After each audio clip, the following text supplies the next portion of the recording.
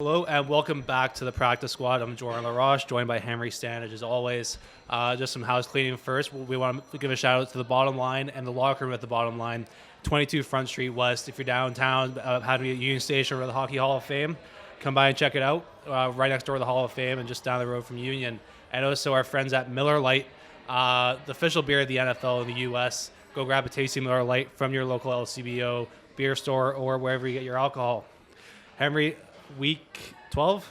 13. 13. Oh, my God. We're in the teens. I know, man. It's bar mitzvah week. The NFL season is flying by at this point. I mean, we only have, 5-6 weeks left. And We got 5 because we got 18 of them now. It's a sad feeling. It is. We're getting down the stretch. It's an exciting time, but a little remorseful as well. Yeah, I mean, unfamiliar territory for me because my team's actually got meaningful games. So I think the next couple weeks before it gets really depressing and we're suddenly in like week 17, just try to enjoy it as much as you can. No, I mean, I'm fully expected to fully experience the weeks of football we have left. But how about we get into it? Yeah. You want to do our awards for week 12? Let's do it. Miller Lite Game of the Week. What do you have? I had a Raiders Seahawks. Okay, yeah, that was a pretty good one. It wasn't mine in the end, but This game, I was working doing an NFL shift for the Score, and the amount of highlight reel plays from this game was incredible. You had Josh Jacobs, who had a very Marshawn Lynch-esque run. Game was in Seattle. Very beast mode-esque run early in the game. That was pretty incredible. And then hits a walk-off, I think it was 77 yards to win the game. Bad loss for Seattle. They've now dropped 3 straight. It's Seattle falling in that division as well. Yeah, and that's obviously a very winnable game at home against Las Vegas. But I mean, you have to give a shout out to Josh Jacobs, who was just a monster during that game. 229 yards, 2 touchdowns, and is now the number 1 running back in fantasy. So if you pick Josh Jacobs, that's a hell of a value. You probably got him in the 5th round. Yeah, because he didn't have a great start to the year. Either did he? He also had 74 yards receiving, I should mention. So he had over 300 total yards. But that's a guy who at any moment can win you a game. And I mean, he's been up and down in recent years. But the last few weeks, man, him and the Raiders have just been playing consistent football. They've looked good. Yeah. They're winning some close games. That team's starting to turn around a little bit. Mm-hmm. And, as I said, Seattle now dropped a couple straight. They looked like, if they took care of business, they'd be a playoff team. And now it's in soccer, we have a term called squeaky bum time. And it's squeaky bum time for Seattle now. And the Raiders, though, yes, playing much better. Obviously, this has kind of been a lost season. But a lot of things to feel good about that game. Derek Carr, still a little inconsistent. He had the 2 interceptions, but had some big plays. Devontae Adams made an incredible one-handed interception or one-handed catch down the sideline. But so this is actually my I'm ruined game of the week. That's 72% of the public money was on the Seahawks. Wow. But it was like a 4.5-point spread. I think so. Yeah. So and probably that's the right call to make. But the Raiders have won 2 in a row now. They play the Chargers next week. Yeah, and they were going to win, but we'll get to that later. And they're only 2 games behind them. So I think even the Raiders, who are kind of in this hunt right now, maybe they start winning a couple more games. They're in that chase again. Yeah, you never know. The Jets, Chargers are very capable of dropping games. So if they can get to, they got to probably go 5-1 from here down the stretch. But I've seen crazier things. Yeah, and they had a similar run last year after Gruden left. Yeah. So. Yeah. And then my game of the week was the Jaguars and the Ravens. And it was a bit of a slow burn. Only 1 touchdown in the first 3 quarters, but that 4th quarter was electric. Some great plays by Lamar and Gus Edwards. And you really kind of in games like this, you really try to find the one moment where this game really blows up. And that was Trevor Lawrence's fumble and towards right at the start of the 4th quarter. And it just blew the whole game wide open. I mean, Jacksonville nearly threw a touchdown later on. The whole game just picked up a couple of notches. We got some very vintage Deshaun Jackson moments late in the game as well. That long catch was the fastest a player ran this week. which is Just crazy. He's like, I'm assuming 35 and hasn't been Yeah. playing football, and he's still like And he's as banged fast up. as anyone not named Tyreek Hill. And he's banged up. Yeah. I mean, just permanently for the rest of his life. But I think this maybe brings up even more concerns about Evan, our assistant intern, Evan Dofler's team, the Baltimore Ravens. Couldn't even show up today. Too embarrassed. I know. Lost to the Jags. And the offense just they get to these early leads, but as soon as the third quarter rolls around, it's totally stagnant. In all their losses this year, they've had late game leads. I got a stat for this. So before this season, when the Ravens had a 10-point lead or more in the second half under Lamar, they're 31-2. They've dropped 3 of those this year, and that doesn't even count this game because the lead was only 9. So and I used to love this team against teams like the Jags, but you got to move off the Ravens now. Yeah. They Oh yeah.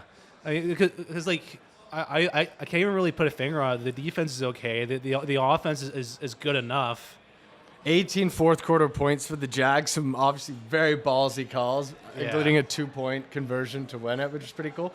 But Lawrence looked really good in the fourth. He deserves some credit. Yeah, 100%. I mean, they trusted him. He threw some big balls down the field. There's some really tight windows as well.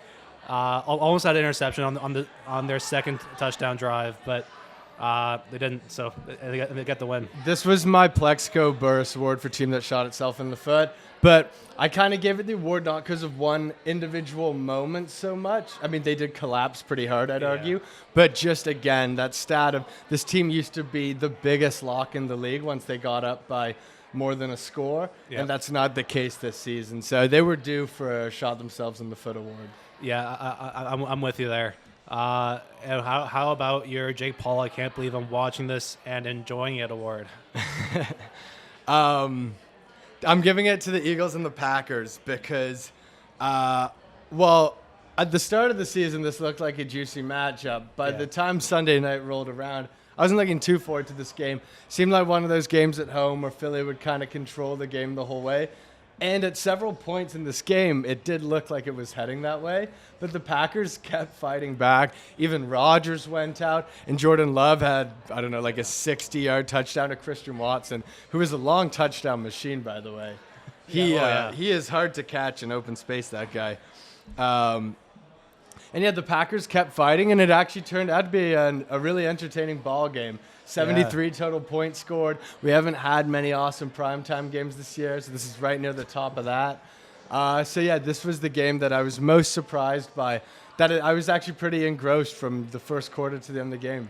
No, I'm with you there, and I mean, You had this too? no, I actually didn't. I'll get to it in a little bit, but no, obviously pretty scary for Aaron Rodgers to go down there. It looks like he will be back next week, so not the end of the deal, not the end of the world there. But Jordan Love, again, he hasn't had a ton of experience or a ton of exposure, and I don't think he ever really will with Aaron Rodgers in Green Bay. But They should just play him. Yeah, They have 8 right? losses. They're not making the playoffs. yeah, I was about to say that. I think that this is the perfect chance you have. I mean, you don't want to risk Aaron Rodgers potentially getting re-injuring, re-aggravating anything. This looks like the perfect time to go to Jordan Love, but I don't know. I don't know if they will. Some interesting trade possibilities for Rodgers because I think at this point you'd have to say it's more likely he's on a different team than likely he stays with the Packers next year. You would have to think so, but even then, I don't really know what his trade value is. I assume you'd get like a first rounder and maybe like a couple thirds for him. I don't know. It's tough. But I've heard the Patriots. Really? Yeah. Okay. That'd be interesting. Obviously, Derek Carr could be available this offseason because the Raiders could get rid of him. Maybe they could look at bringing Rodgers in. There could be a really interesting QB carousel this season, off-season. So, but yeah, no, and the Eagles just continue to roll along. Eagles haven't looked good in like a month, though. Yeah. Like, they haven't kicked a team's butt in a month. And I think a big part of that is missing Jordan Davis. The teams kind of figured it out without him, and they can just run the ball against Philly. I heard he could be back 2 weeks from now. Yeah, he's off injured reserve now. He is going to be practicing for the next 2 weeks. Yeah. And then I can't believe I'm watching it and enjoying it. Do you have anything else on the... No. Okay. I had the Bills and the Lions, 28-25, and I think everyone just kind of expected Buffalo to go in here, not have Detroit put out too much of a fight. But it was a weird week from Buffalo. They played Detroit last week. Short week coming into this week, having to play on a Thursday again. But Detroit gave them one hell of a fight, but and gave them a pretty good run for their money. It was pretty tough to tell what it really was for the Lions because Jared Goff had a decent game. The running game looked good. Amon-Ra St. Brown had some big catches. It was just a well put together game by the Lions. The Bills are the first team to win 2 straight games in Detroit since the Lions in 2011. Oh God. Yeah, I honestly could believe I was enjoying this game. I had a feeling this could be a decent game. So I had a feeling you were going to put this here, so I didn't. But also the Lions, they're prone to losing after playing an entertaining game. Yeah, I guess if anyone is, but again, look at the AFC East here. It's getting really tight at the top as well. The Bills in Miami are now tied at that top spot. So I mean, any of these games are really big games for these teams. Yeah, totally. Shakespeare and Love Award for the game you're most likely to take a nap to, which I was thinking we could just name to the Denver Broncos Award for a game you're most likely to take a nap to. Probably, but I think I have the Broncos for the 6th time this season. I actually didn't, but there was no shortage of options this week. No, but it's kind of like the Bears winning the Jake Paul Award. I don't want to have to keep giving the Denver Broncos the award. That's fair. And there were a lot of options this week. The Dolphins are up 30-0 at half and didn't score again. That Niners-Saints game, I assume that's what you had. Yeah, it was. One touchdown is just, but no, and I feel like we have this conversation every week. But where do the Denver Broncos go from here? They are definitely the team with the worst 5-year outlook in the sport because that Russ contract's insane. There's no way to really get out of it. The Seahawks own their pick, which is now the 3rd overall pick. Jeez.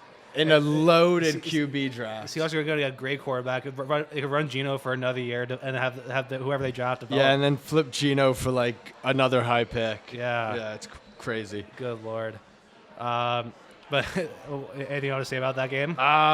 Good to see DJ Moore play well again. Yeah. Darnold had some plays. He had a couple nice deep balls. Yeah, I guess he's been hurt all year, right? Yeah. I think it's his first start. So, he looked better than Russ. So that is what it is, I guess. But yeah, Denver. I thought actually we'd see Hackett get fired this week, but we haven't seen it yet. It feels like it's coming. I think we're getting to a point in the year now where it might not happen, but I think if it was going to happen, it would have had to be the last week or two. If Hackett were the Jets coach, there would be it would be an endless stream of just memes and stuff. It would be the full Adam Gase treatment, but because it's Denver, he's sliding a little under the radar. With the raccoon eyes. Yeah. And then, I had the 49ers and Saints. And I don't really have too much to say about this game. One touchdown, 2 field goals. But it kind of brings up the conversation I do want to have about the 49ers, about the future of the quarterback position. Because you had Jimmy Garoppolo, you had the 4th best odds to win the Super Bowl. He's going to be able to get you deep into the playoffs. Do you ditch all of that, go back to Trey Lance next season?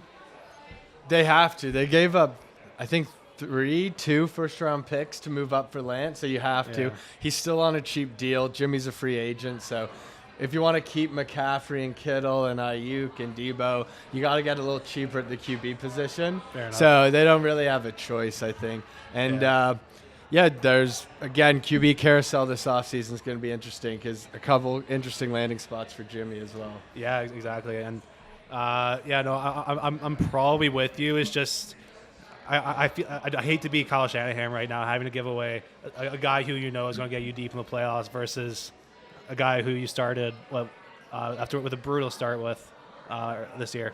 Trey Lance. The Bears, he was pretty bad. Yeah. Thing is, he only played 20 college games, so until Trey puts together 10 straight NFL games, we won't really know what he is, because Yeah. it's just such a small sample size. He's going to need some reps, which is why the injuries suck so much for Niners fans this year. But yeah, the Niners would probably be my pick to come out of the NFC right now. So it's Me too, man. it's Yeah. not a terrible dilemma, certainly. No, I mean, it's not a great issue. It's not a bad issue, but regardless, they're going to make a tough choice. Yeah, there were a couple of really awesome Nick Bosa plays in this game that made it slightly less snap-worthy, but the Niners' defense is amazing. I mean, obviously we've known that for a few years now, and then just their rushing attack is actually pretty fun to watch. Yeah. I mean, it's just the offense. And they got that the safety who's awesome, who looks like Palomalu. Yeah. He's flying all over the place. Warner in the middle. Yeah, I like the 49ers, man. Me too. And we got Plexico Burris shooting themselves in the foot. I hit the Ravens here. Yeah, so. that's right. I had the Falcons and Commanders. And the Falcons can't seem to hold on to the NFC South lead. The Buccaneers lost again this week. Would have been a perfect opportunity for them to take it. They can't do it. And especially when Tampa Bay loses to Cleveland, that's a win you need to get. But Taylor Heineke came in, so-so game. I think that's 6 straight wins for Washington. I think so. But another reason why this is a shooting themselves in the foot award, it's you see the Sean Taylor Memorial. Yes. The mannequin. Yeah, it's like I think it's 2 years in a row now that they've royally screwed up Sean Taylor Memorial Day. I mean, last year they had Jackson Mahomes dancing on the number on the field, and then this year just putting a mannequin in a uniform in the middle of your stadium. This is not really a great way to remember one of the NFL greats and a man who did a lot who died saving his family. I mean, they had him in soccer cleats. Oh my God, I didn't even see that. I had. But yeah, you're that's all done. that's all I Okay, had. so for the I'm ruined, I think we've already hit yours. Yeah. I had Bucks Browns. I saw Yeah. Bucks were 3-point favorite. I was like, Bucks put 2 wins together in a row. Think they could go into Cleveland, got a win. They were very in control of this game, at least going into the fourth, 17-10. That's what Bucks like. That's what Tom Brady likes. A lead going into the fourth, run the ball, short throws, run the clock. And they just let Cleveland get back into it. Terrible clock management at the end. Todd Bowles with some really weird quotes about, he criticized the offense a lot after the game. And when asked, why didn't you let Brady go for the win at the end because they had allowed the clock to run out for overtime, he said, well, we didn't want a turnover. Tom Brady hasn't thrown an interception in the last 2 minutes of a tight game, I believe, since 2009 is the stat. Like, there is no man who is a safer bet to not throw an interception in the last minute of a game. So this ruined a parlay for me. I thought 3 was a great spread to hit for the Bucks. And the Buccaneers. Browns got Watson practicing again. Yeah. I thought this was a loss, and just a really bad loss for Tampa Bay. Yeah, you think Deshaun starts next week? Yeah. Yeah. But Tampa Bay, I mean that team's done. I think they're bad now. Tom Brady's just passes way past his prime, and it maybe a little over. We'll his see head, where he plays next year if he plays. He's not. He's probably Patriots rumors. He's not going to play next year. There's no shot. After the year he's had, a divorce and everything, I think I could actually see him take a year off and maybe come back, but I don't think he plays next year. Okay, well, that's the Week 12 recap awards. Okay, so last week we took a look at our preseason division predictions, and this week we're just doing a quick review of our preseason awards predictions.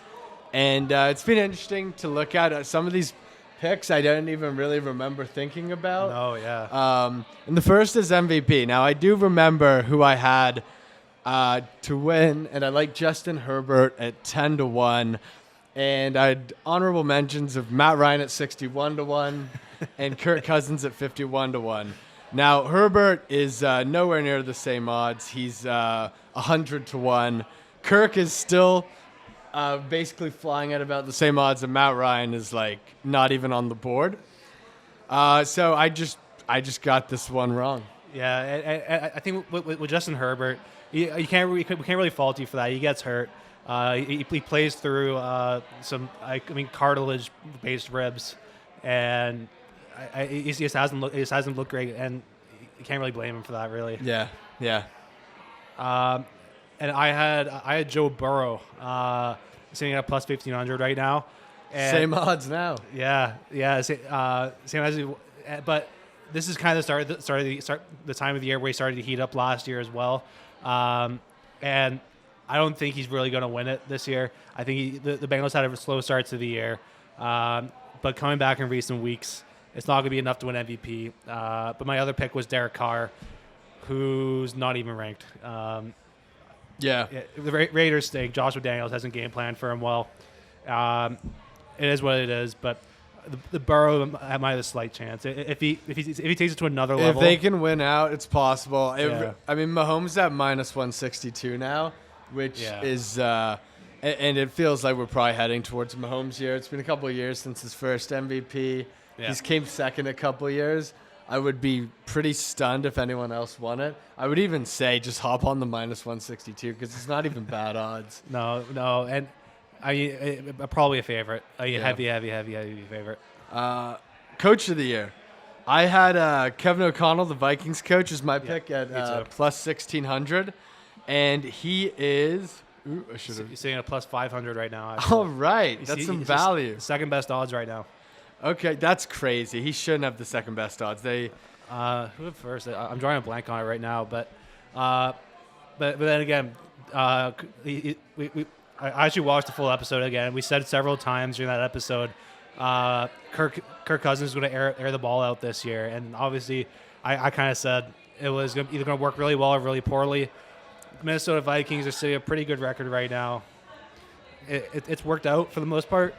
I think the odds for the New York coaches is way off. Yes, the Giants are free-falling a little, but plus 2,200 for Brian Daboll is pretty crazy, considering they're still 7-4. And with all that Robert Saleh's had to go through this year, injuries, QB changes, trade requests, him as the third favorite is a little weird to me as well. Yeah, I feel like, especially with Coach of the Year, it's a really tough award that Vegas has a hard time predicting. Yeah. You see it across the NHL, the NBA as well, but they don't really take into account a lot of the having to deal with injuries, how the team did with those injuries, and really based on record, points scored, points against. Yeah, which is unfortunate, but I also had a shout out to Doug Peterson at 19-1. Yeah, which looked good early, but he is no longer on the board. He's not. No. Jeez. Yeah, actually, no, I forgot he was not in Philly anymore. Offensive Rookie of the Year. I had Breece Hall. Correct pick. Yeah. He was winning this award at 9-1. And then obviously came out. And then I had Treylon Burks at 10-1. Ritter at 19-1. And Pickens at 29-1. Which actually was a half decent call. But yeah. I mean, you cast a wide net, so.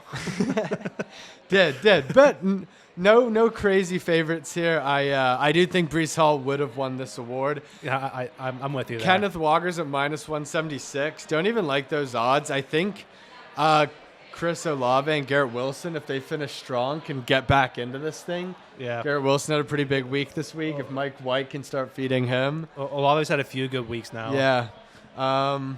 So, yeah, I mean, Kenneth Walker was out to start the season, so you're never going to want to pick those guys at preseason time. But, yeah, who'd you have? I had Christian Watson and Sky Moore. Christian Watson, he's had 100-plus yards in 2 of his last 3 games, but really slow production throughout most of the year. I thought coming into this year with Devontae Adams gone in Green Bay, there was no true wide receiver 1 in Green Bay. But Romeo Doubs has come in and had a great year as well, and which has kind of left Christian Watson a bit to the wayside here. So even though he does have the 5th best odds right now for offensive rookie of the year, there's probably a low chance he wins this. And Sky Moore has just been totally irrelevant. Yeah, just completely right. Yeah. Christian Watson looks good. He just started too slow. Yeah. He could have been in this thing, I think. And realistically, you have to go back to the first play of the season. Yeah, that was not a good way to have a strong narrative. Especially when you try to build a relationship with Aaron Rodgers. You probably don't get many lives with that. And then you want to go Defensive Rookie of the Year. So this one's over, I think, and the odds reflect it. Sauce Gardner minus 300 now. I had Kayvon Thibodeau 6.5 to 1. He's the 5th favorite, but I actually had Sauce at 12 to 1 as well. Yeah. Thought he'd come in and kind of be a stable presence in the Jets secondary. He's completely exceeded those expectations. Yeah. I'm honestly surprised he doesn't even have odds up in the Defensive Player of the Year awards. He's the best man coverage corner in the league this year per stats. And awesome. Love that guy. I went with Jordan Davis, defensive tackle for the Eagles, who's actually he's been pretty good. He's really good. Yeah. And we said it earlier on the show as well, but when he was out of the lineup, the game plan was there to beat the Eagles. Now it's just to run the ball. They had to sign multiple free agents to replace him. That didn't even work. So when he gets back, he might move up in the rankings a little bit, but at the end of the day, Sauce has got it locked up. Yeah. Okay, and then Offensive Rookie of the Year or Offensive Player of the Year. I had Justin Jefferson at 17 to 1, and I believe he is second at plus 275 now. He's tied with Tyreek. I think Tyreek I'd have to give the slight edge right now. Maybe numbers wise, but Jefferson's just done so much in Philly and Minnesota this year. Yeah, this one is really going to be decided the last month of the season. Yeah. Jefferson's got to go up against Sauce this week, so that'd be good. That'd be a good matchup. But yeah, and Tyreek's got the Niners D, so this will be a fun week for this award. So that was probably my best pick with Jefferson at 17 to 1. Yeah, and I had Jonathan Taylor. He's missed 3 games this year. It's not really enough to count him out of the conversation, but he's just been brutal. I mean, he's only had 100 rushing yards twice, 147 against the Raiders, 161 in week 1 against the Texans. Hasn't been used in passing at all. Just a really down year for this guy who could have been the number 1 fantasy player for the second year in a row. Yeah, and look at the options. This award they never give to QB, so I'm surprised he hurts some Mahomes 3rd and 4th. Yeah. But Taylor isn't even ranked right now. Kelsey plus 1,400, but this is going to come down to Tyreek and Jefferson. Yeah. Give your pick right now. Who's going to be Tyreek or Jefferson? I'm going to say Jefferson, to be honest. I think Tyreek started the season so hot, but at some point I'm still expecting the Dolphins' offense to slow down a little. It feels like the Dolphins have faced the Texans like 8 times this year. It feels like it. Like it seems like they're always playing like the Texans or Bears and going crazy. I think down the stretch maybe it slows down, and I don't know. I just think Jefferson is the better player, and he's able to make more contested catches, that sort of thing. I think he's gonna have more of an impact than Tyreek Hill will down the stretch. I mean, in Miami you have Jalen Waddle there as well.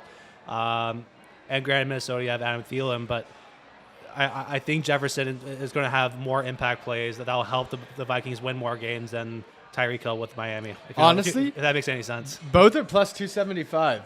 Yeah. Bet $100 on both. Yeah. And I imagine, it's hard to imagine one of the two not winning it at this point. Definitely not, yeah. You good? Defensive player. Oh, crap. This one is wrapped up, so I don't blame you for almost ending the segment. Micah Parsons is minus 910. He's been the most dominant defensive player this year.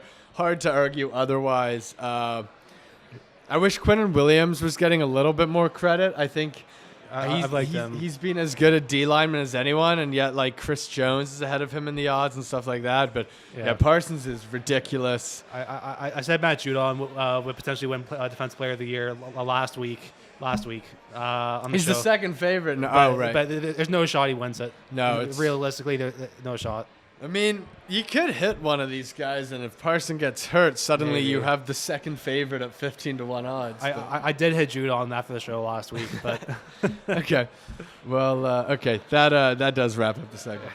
Wrap up the show with looking ahead to Week 13 of the NFL season, and we start off in Boston, in New England, with the Patriots against the Bills. The Patriots are the underdog, plus 170, plus 4 spread, under 43.5.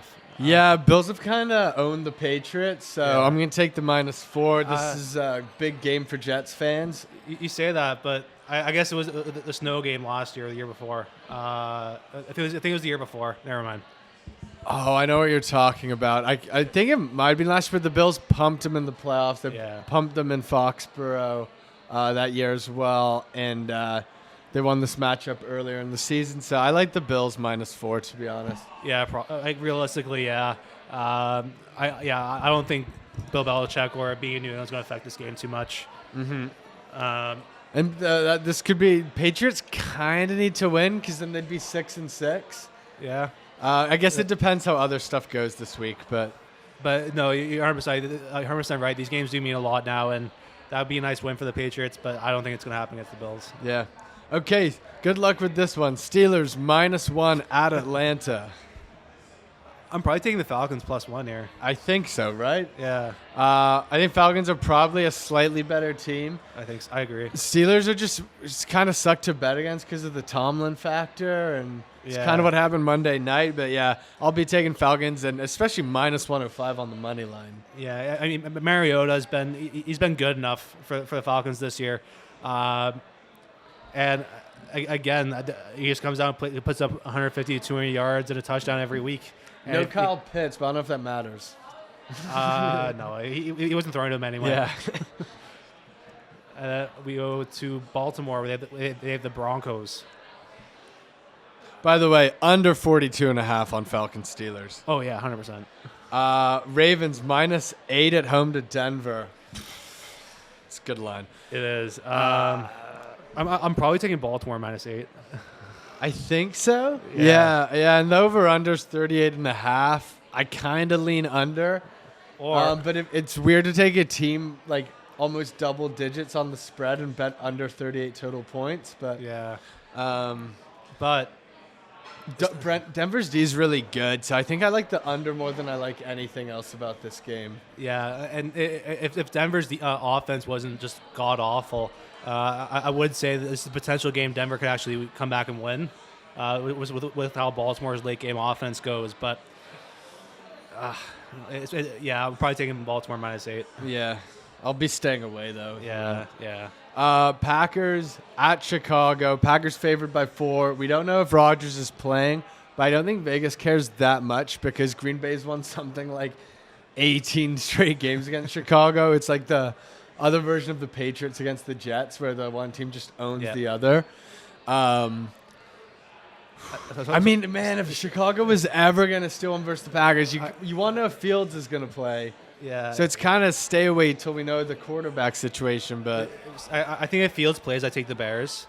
I feel like this is one of those bets for me. It's like, come on, like. I can say this: the Bears' defense is terrible. So while under 43 looks kind of enticing, I think anyone can put up 28 points on this Bears D. Yeah, but it does look like Aaron Rodgers is going to play. That's kind of what everyone's been saying so far. But yeah, I think it's probably just a stay away in general to begin with. But if I do have to bet, it'll be the Packers. Yeah, I'd probably just go -190 on the money line though. Yeah. I don't know if I'd take 4. Jags at Detroit. Jags favored by 1. This is a pick 'em. Yeah, the Jaguars with a big win this week against Baltimore. The Lions playing good football. They are, but I got to go Detroit. I'm just going to say it. Detroit money line plus 100. Yeah, I think I'm going to do that too. Maybe an over. Both these teams could put up decent points. Over 51 is a little rich for my blood, but I wish you the best of luck. Thank you. I will be taking that. Then we go to Houston, where they go against the Browns. The Texans are +7, -320 for the Browns. Stay away. Maybe Texans money line. Really? If Deshaun's playing, I could honestly see this being a super weird, messy game. Yeah. Houston fired up to play their old QB, and I don't know. I kind of like Houston. I like the +7 though, so I'd take that, and I would think about the money line, and I would certainly think about under 47. Yeah. It's a high over-under for this game. It is. It is. And we saw Deshaun Watson once in preseason. He wasn't very good, but I'm not going to base his season off that. But I just don't know if Cleveland's going to be ready for this game. I don't know if the Texans may just be riding too much of a high with Deshaun Watson coming back. I think it's a stay away. Yeah. You definitely would like to see the Browns offense 1 week with Watson, and who knows, that could be Brissett. All right, here we go. Ooh, the big game of the week. Big game. Arguably should be the Sunday night game, but, I guess the world needs another Colts game on prime time. Oh, my God, man. And we the Bucks again. Yeah. This is a great game. I think I actually don't know which of these teams is better until I see him play Sunday. I think the Jets' D is so good, and I think Mike White is good. And I don't care if I get mocked for that. I think I've seen him do it 3 times where he's had over. No, I'm sorry, I'm yelling. Jordan's turned down my mic. Where Mike White's had over 300 yards and 3+ TDs, and he's done it like 3 times in 5 career starts. Yep. And also, he just looks good. He drops back and he fires accurate balls. He hit 10 different receivers this week. Yeah, he looks really comfortable playing with, which, I mean, is probably biggest thing you can say about Zach Wilson is that he looked uncomfortable, but it's not going to take much to be a better quarterback than Zach Wilson this year, and I'm happy to see Mike White get in some games. Jets plus 130 on the money line. That's already went down a little bit. Yeah. It was plus 145 to start. And, I think we can beat the Vikings. I think our defense and our pass rush is going to give them a lot of problems. Yep. And Vikings don't scare me. And if the Jets can take this one, we just... Kirk Cousins traditionally doesn't do well against great defenses. 1 p.m. Kirk, though. It's a dangerous man. That's fair. But no, I think the Jets give him a really hard time this week. I'm going Jets money line and spread. Let's go. +3 and +130. We go to Commanders and the Giants. Commanders, who've won, I think it's 5 in a row now. The Giants are falling a little bit. Taylor Heineke continues to win for the Commanders, so I think I'm going to go back with them.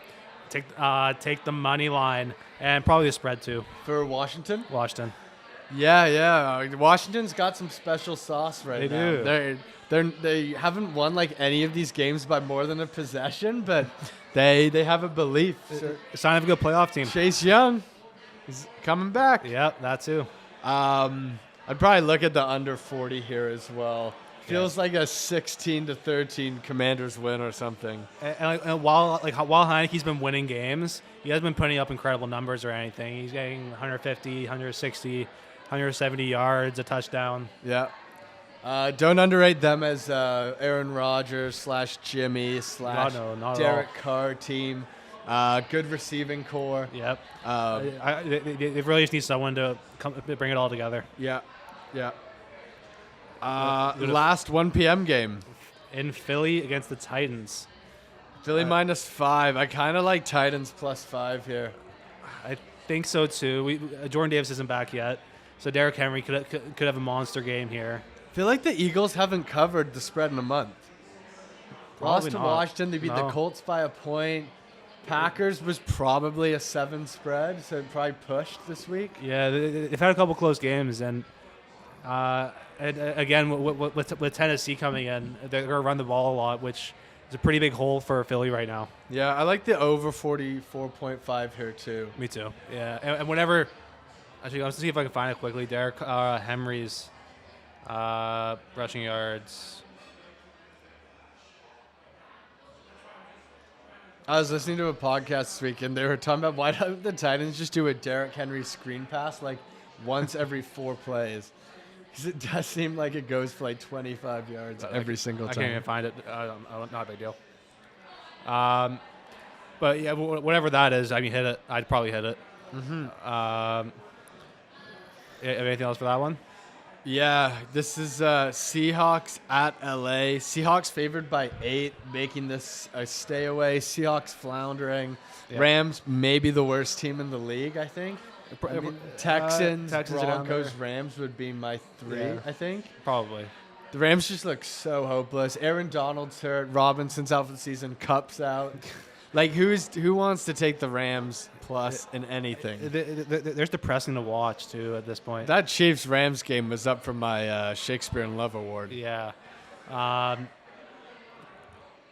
Stay away. See, the money's not good enough. The line's not good enough to bet on the Seahawks for me. I just don't want to bet on the Seahawks right now until I Yeah. see them have a week that looks more like the beginning of the year. Yeah, I'm with you there. The Miami in San Francisco. This could be a great game, actually. Great. Why isn't this the Sunday night game? I know. Plus 170 for the Dolphins. They're the underdog. Plus 4. Over/under is 46.5. God, I don't know if this is going to be a shootout or like a 10-7, 14-7 kind of game. It's hard to say. I think the Dolphins have earned the right for us to assume they're going to put up like 20 points in a game. Yeah. The thing is, I love the Niners in this game, but I thought the spread was going to be like 2.5 because these teams are both good. And I love the Niners, and I really want to take them in this, but plus 4 is just straight up good value for the Dolphins. Plus 170 on the money line. So I'm all disappointed because I want to take the Niners, but I don't think I can because the odds just feel a little skewed here. And especially with just how good Tua has been this year. I mean, undefeated as a starter.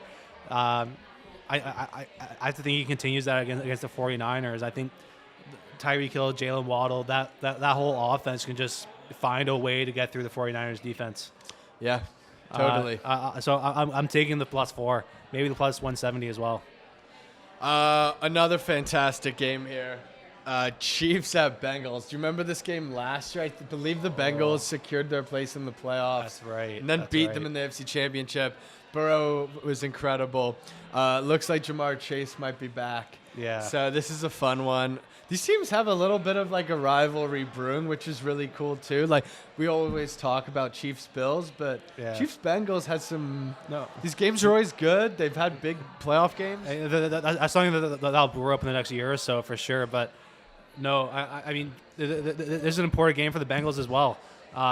Joe Burrow is gonna have to ball out again. I think he can do it again. Do it against Kansas City, no problem. Especially with Jamar Chase coming back. I mean, that just changed everything for the offense. Oh, I also came up with a new award for these sorts of games. It's the game I'm not going to bet on because I'm going to enjoy it enough as it is. 1, I don't like the spread. 2, it's a great matchup. I'm going to enjoy it either way. I think I'd lean Chiefs minus 2.5 because the Chiefs are just rolling. And maybe. I don't know. I just don't want to have the Bengals money line at plus 110 and then they're up 4 in the fourth, and Mahomes has the ball, and I'm like, what am I doing?